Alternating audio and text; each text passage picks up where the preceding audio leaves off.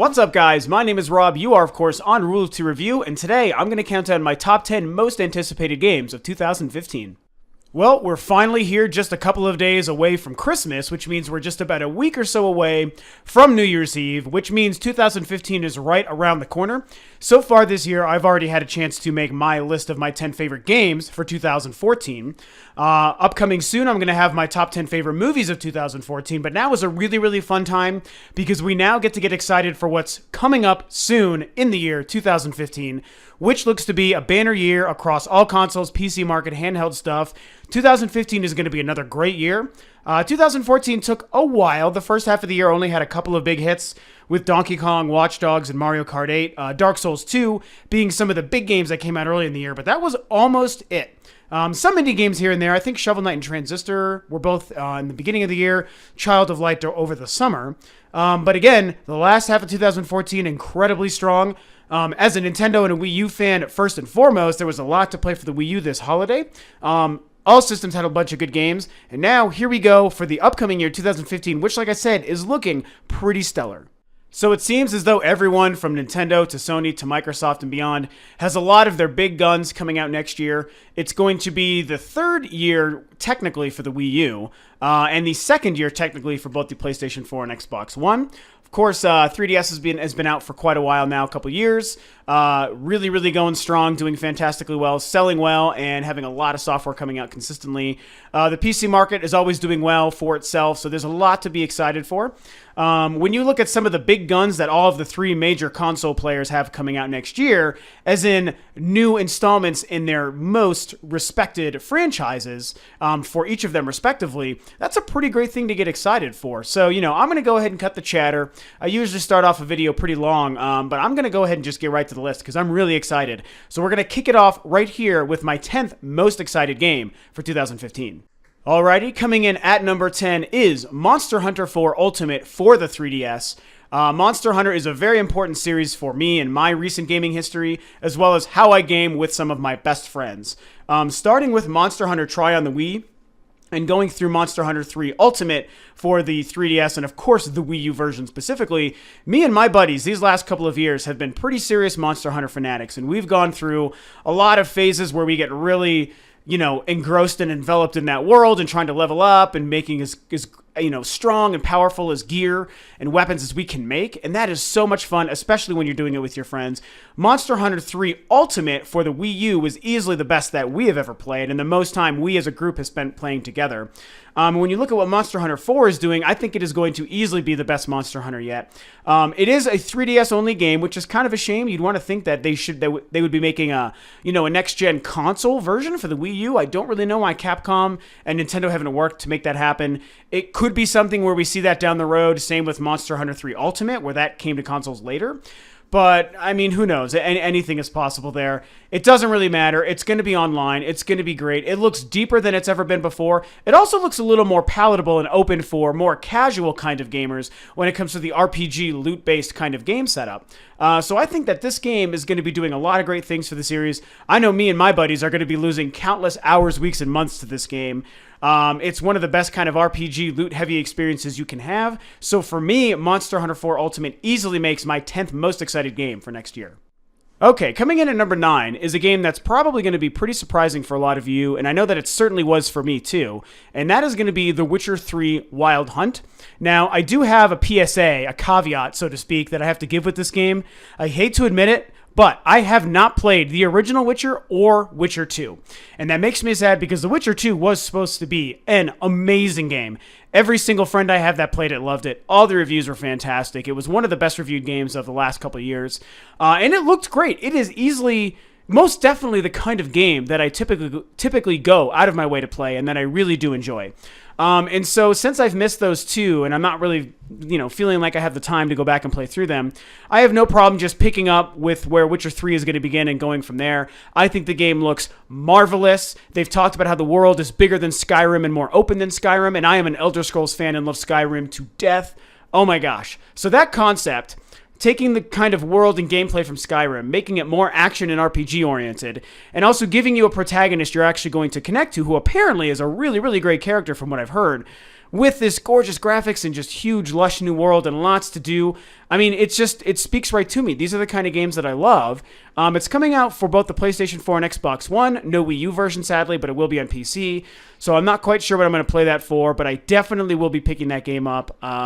Like I said, it's the kind of game that I just love to death. You know, I want hours and hours of this world to explore and things to do. And I know that the combat's going to be fantastic. So, yeah, Witcher 3, man. I just simply can't wait for that game. Alrighty, coming in at number 8 is Splatoon, a brand new IP from Nintendo, something we haven't seen in quite a while, so this is really, really exciting. It's also a game that, when it was first revealed at E3 just this year in 2014, it certainly looked great, and all of the buzz from the show and the Treehouse and all the other websites reviewing the show had nothing but great things to say about this game. But having recently seen more in another Nintendo Direct that aired about 3 weeks ago or so, the game has certainly shaped up even more since then. The graphics are looking more polished. It is a really, really pretty looking game, but it also just looks damned fun.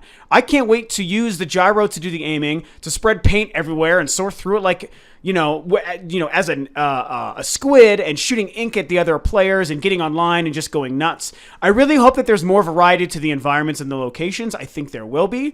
We've now gotten a glimpse of what the story element or the campaign mode or what have you is supposed to be like. There's some really cool, fun things going on there. It's like a mix between your typical first or third person shooter and a really fun game like Epic Mickey or De Blob, which are two games I really, really enjoyed for their simple fun. And this looks like a fairly... it looks like the kind of game that looks very straightforward and simple, I think, on the surface, but is probably going to be much deeper and have a lot of strategy to it. I think that the gamepad integration and the way you can use the map to see what's going on, how much of your team has the map covered, and you can shoot to different areas of the map with just by touching it, and all these cool things, as well as, of course, the main mechanic of hiding in the ink and also being able to travel through it, even vertically or upside down, while as a squid, I think is a really, really cool idea. And there's a lot of unique things going on here. It's one of the things that I think Nintendo excels at, is these kooky, wacky, brand new ideas that are certainly a spin on a time-tested genre. I mean, the genre isn't new, but I think that they're reinventing what could be done within the genre and making it fun and accessible for everybody. And I think that that's great. I don't want people to mistake a game that's colorful or doesn't have blood or swearing as a game that's only for kids. It just means it's for everybody. And mark my words, this is probably going to be one of the most addictive games and best shooters in a very, very long time. All right, number 7 is a game that I knew I was going to be excited for, but only in the last couple of weeks with recent previews have I become extremely excited for it. That is going to be From Software's Bloodborne. Because yes, I love From Software, and I love the Dark Souls games, and I think Bloodborne looks like it's going to be the best yet. I think it's going to be a great blend of maybe like a Legend of Zelda or God of War type of action combat experience, and also that, that complicated sort of parrying, jousting back and forth strategy you use with the bigger enemies of the Dark Souls games, the Dark Souls and Demon Souls games. I think it's going to be a really cool mix. The game looks gorgeous. I love the ambience and the tone of it. It looks very dark. You've got an interesting array of weapons because you are using melee and hand-to-hand combat, as well as some sort of flamethrower gun shooting cannon kind of thing. I mean, I think there's going to be a lot going on here. It's going to have a much more modern feel than Dark Souls, and I'm hoping that the world feels even more cohesive than the Souls games, because I love what the Souls games do, but I think that that's an element where they could really improve, and I think that's why Bloodborne is playing it safe by being a totally separate thing that's just borrowing from the mechanics of Dark Souls, as opposed to being something like Dark Souls 3. It's not going to be a cardboard carbon copy cutout of Dark Souls, but it will be, like I said, borrowing from a lot of the elements that I think worked for those games. As far as if it's meant to be as punishingly difficult as the Souls games, that remains to be seen. No one really knows. They haven't really talked about that. It is kind of just assumed, and I would agree with that, just simply when you look at the fact that it is from the same company, and it does share a lot of similarities visually from those games. So I guess it's, we're going to have to wait and see. But a really excellent PlayStation 4 exclusive. I'm glad that the PS4 finally has something good going on for itself very early in the year, just in March. So this is in the first quarter of 2015. So that is a game that I am massively, massively hyped for. And coming in at number 6 is a game that in any other year, on any other list, probably would have made it to the very, very top of the list. But when you see what the top 5 games are, it might make a little bit more sense to you. However, what that game is at number 6 is Xenoblade Chronicles X. That is the sequel, the spiritual sequel, I should say, to, of course, Xenoblade Chronicles, which was a game released in 2011 in Japan and 2010 12 in the States for the Wii, and it is probably the best straight-up RPG I've ever played. I've said this many times about the original Xenoblade Chronicles. It is as if The Legend of Zelda, The Elder Scrolls Skyrim, and Final Fantasy all had a baby and just shat out Xenoblade Chronicles, and here is this masterpiece. Even so late in that generation and at the tail end of the Wii's life cycle and ability to pump out relevant games, comes this game that everybody loved and raved about, and it got some amazing reviews, and it was nominated for Game of the Year. I think it should have won Game of the Year. It is a spectacular experience, and to see what they're doing now with the next-gen power of the Wii U, and going to be mixing in that gamepad and the huge worlds, lush environments, gigantic enemies, creatures, characters, the robots, which are known as dolls in the game, and borrowing from the amazing art system that was the combat system for Xenoblade Chronicles. I just can't even say enough about how wonderful this game is going to be. It's also mixing in more straight-up sci-fi, because there seems to be space combat or something happening there, where I think there's a race of people who are coming to invade the planet you're on, or you landed on the planet sometime in the past, and you're kind of fighting to make sure that it's a safe place for your race to be able to live and habit. It's a really unique story. It's got sci-fi space stuff, hardcore fantasy RPG elements, great story, great characters. I mean, there's going to be a lot going on here. It's probably going to be the most epic game of the entire year. And it's going to be one of those kick-ass Nintendo Wii U exclusives. And there's just so many of those right now. And I think Xenoblade Chronicles has the potential to be one of the very, very best. Alrighty, and we're cracking into the top 5. And coming in at number 5 is a game that I'm kind of surprised I couldn't put higher on this list. But, make no mistake, this game is something that I seriously can't wait to have in my life. It is the one and only Star Wars Battlefront 3. Now, from the simple fact that I am the world's biggest Star Wars fan, to the other simple fact that the first 2 Battlefronts are amazing games, wonderful games from the 6th generation, and 2 of the very, very, very best Star Wars games ever made, that kind of lets you understand why this game is going to be so high on my list, and probably on a lot of people. Not to mention the fact that this game was all but canned and brought back from the brink of death by Electronic Arts of all people, which was made possible when Lucasfilm got sold to Disney when George Lucas retired. Disney shut LucasArts down, but then hired EA to obtain 10 years worth of exclusive Star Wars video game rights. And through that, EA took its DICE team, which is known for making the Battlefield games, and decided to pick up Battlefront 3, and now that is the team working on Battlefront 3. They are the perfect team to make this game for this new generation with the crazy power available on the current consoles and on the PC. It is going to be a marvelous game. I really hope that they borrow from both of the previous trilogies, the original and the prequel trilogy, and if they can infuse some elements that are relevant to the new trilogy, that would just be wonderful. But of course, given the time it's going to be coming out, 2015, if it sticks to that, I doubt they're going to be able to for the sake of spoilers. But, who knows? I guess we'll have to wait and see. The world we live in now, with so much downloadable content and add-on content after the fact, they could very much release like an Episode 7 or a new trilogy DLC pack within the next couple of years as these films come out. So there's a lot of exciting things going on there. It's a series that never should have even almost gone away. That was completely ridiculous. And, Electronic Arts finally did a really wonderful thing in scooping that back up and making sure that game didn't die. They did screw up by canceling Star Wars 1313. That's a really weird thing, and hopefully that game comes back in some form too. But for now, what we have to look forward to is Star Wars Battlefront 3, the first real Star Wars game in way too many years. I simply cannot wait. And we're cruising right along here at number 4. And here at number 4 is a new entry in a series that goes back to my childhood days of gaming. That is going to be the brand new Star Fox for the Wii U. Now, recently, I've been thinking that game was going to be delayed to 2016 for sure. However, at the Video Game Awards just now 2 weeks ago, Shigeru Miyamoto himself, who is working on and developing, I think, and directing the game, did confirm that the game is not only coming out in 2015, but it's also coming out before Legend of Zelda for the Wii U. And we know that's probably going to be the November game, which means that we can expect Star Fox anywhere from late summer to fall to early winter. And I just can't even explain my elation at that concept.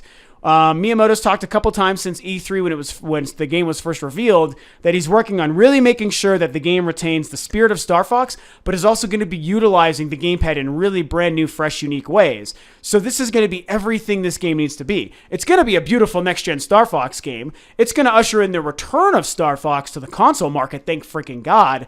And it's going to say, hey, this is why we know the Wii U and the gamepad are amazing. Check it out, enjoy it, borrow from our example. And that is just a wonderful, wonderful thing. So I hope that it's mostly a shooting game. I've talked about it a couple times. I do like the on-foot stuff that's happened in a lot of the Star Fox games, so let me let you know that right now. I think Star Fox Adventures is absolutely fantastic for what it was. I really like Star Fox Assault on the GameCube. The on-foot stuff wasn't as good as it was in Adventures, but it still was a fine idea. And if they struck a better balance of that and made sure that the on-foot stuff did work better, but mostly focused on aerial combat, flying in your R-Wing and using other crazy, weird Star Fox universe kinds of, vehicles and abilities, and I think that they're going to have a surefire hit on their hands. Make sure that it's gorgeous. I want a lot of banter back and forth between the Star Fox team, because that stuff is also what makes those games so classic and memorable.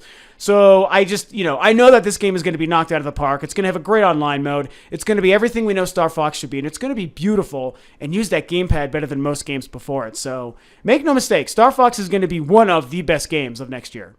Okay, heading into number 3, things are starting to get really exciting because we're going to hear from each of the 3 major current generation console players with their biggest gun for the entire year, which is really pretty cool. So coming in at number 3 for me is going to be Halo 5 Guardians, because I am and always have been a huge Halo fan. I've brought it up a couple times here and there on the videos, and that holds true.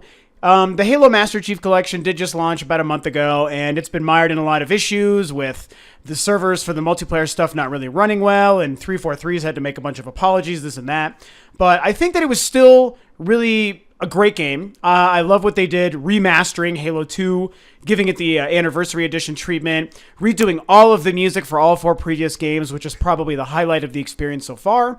And considering that these are older games, I'm not as worried about the fact that there were issues with the launch. It really just gets me excited for what they might be doing with Halo 5.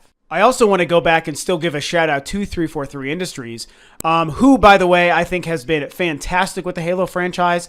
Halo 4 has become my favorite Halo game so far, and I do like what they tried to do with the Master Chief Collection. Like I said, overall, I still appreciate the package. And I have nothing but faith in Halo 5. I feel like whatever problems the Master Chief Collection went through will not be present in Halo 5. I mean, it can't be. This is too big of a name and too big of a game, as well as it will be the flagship Xbox One holiday title for next year, going up against some really heavy hitters from the other guys. There's no way they're going to allow that. I firmly believe it will launch fine, and I think it's going to be great. I don't know how, excuse me, I don't know how the story is going to move forward without Cortana, but I have a theory that they'll find a way to work her in there somehow. I really hope they do, because I love Cortana to death, and I think that she needs to be involved somehow. They probably won't do that, and if they do, it might be something where it's like in flashbacks, but not necessarily a current or relevant character for Master Chief or for the story of Halo 5. Also, discovering whatever the Guardians subtitle means for the game is going to be pretty exciting too. I just think it's going to be the best campaign yet. It's going to be the first Halo made on this new generation power. Excuse me again. First game made on the new generation power for the Xbox One. And I bet it's going to be the most unique and robust online multiplayer functionality for a Halo game yet as well. So I just think there's nothing but great things going into this game. I can't wait to dive into that universe on the next generation. It's going to be an amazing game. I'm a Halo 5 fan, or I'm a Halo fan, excuse me, and I just simply cannot wait for Halo 5. All right, coming in at number 2 is another major title from one of the console players. Like I said, it is Uncharted 4. I simply love me some Uncharted. I think Nathan Drake is one of the best video game characters of all time, and definitely one of the best of the last generation and last decade. And, we finally have Naughty Dog's first game working on their, infamous franchise that really made the big name for themselves. Yes, they were known for Jak and Daxter and Crash Bandicoot beforehand, but it's really Uncharted that kind of made themselves a current relevant household name in the gaming industry. And now they're finally working with the brand new power of the PlayStation 4. The console that we know of the 3 is easily the most powerful. At the PlayStation Experience a couple of weekends ago, they showed some amazing footage finally of the game. It looks just as great as you would expect Uncharted to look on the next generation. I'm really excited to come back to this character again. I had, sadly, a few pretty large issues with Uncharted 3, which is too bad because the first 2 games are, I think, 2 of the best ever made. Uncharted 3 really just kind of fell apart for me, but I have nothing but faith in still Naughty Dog as well as in the franchise. So I'm sure that they're going to eliminate the problems I had with that game. I think the story is going to be wonderful. I have nothing but high hopes and faith in this game.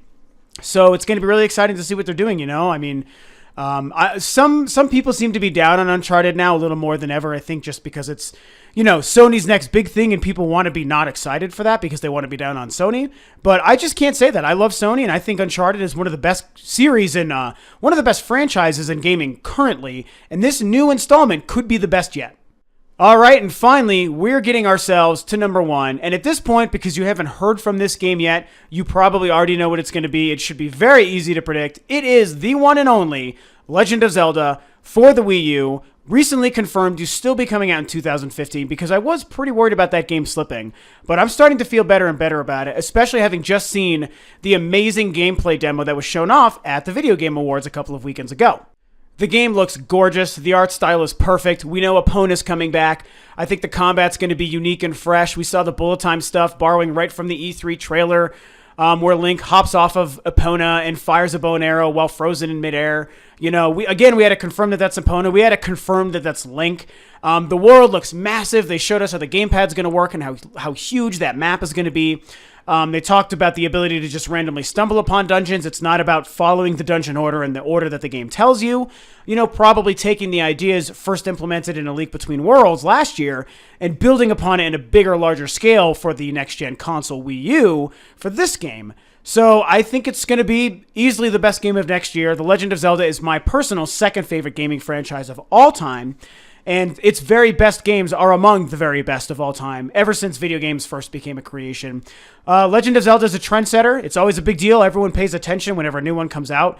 Nintendo is great at using brand new ideas with their Zelda games and still not compromising much of the Zelda experience, and usually building upon it and making it better. And I think that they're going to do that better now than they ever have before with the new Legend of Zelda. Hopefully before E3 or during E3 next year, we finally find out what the game is actually called.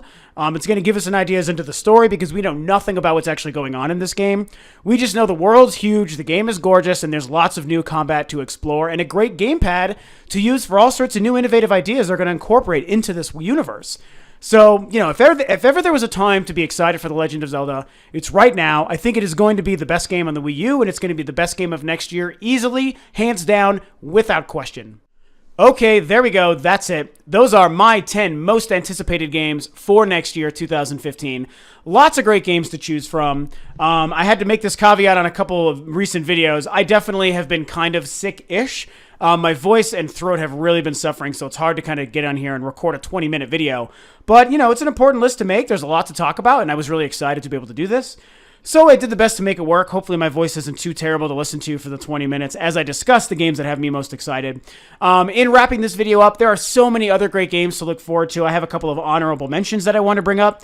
Yoshi's Woolly World, the new Tomb Raider, No Man's Sky, Batman Arkham Knight, The Division, Mortal Kombat X, Evolve, Quantum Break, Devil's Third, Let It Die by Suda51, and probably a couple others that I'm just not thinking. Those are the ones that just came right to mind. Next year is going to be an amazing year. These are the 10 that have me most excited, but what are the 10 that you are most looking forward to? As I always say, your list is going to be different than mine. That is completely okay, and I want to hear what those games are. So, of course, thanks for tuning in. Talk about your favorite games below and what you thought of my 10 games that I'm most excited for. Subscribe to Rule of Two Review if you're new to the channel. Thanks for tuning in, and I will catch you guys on the next video.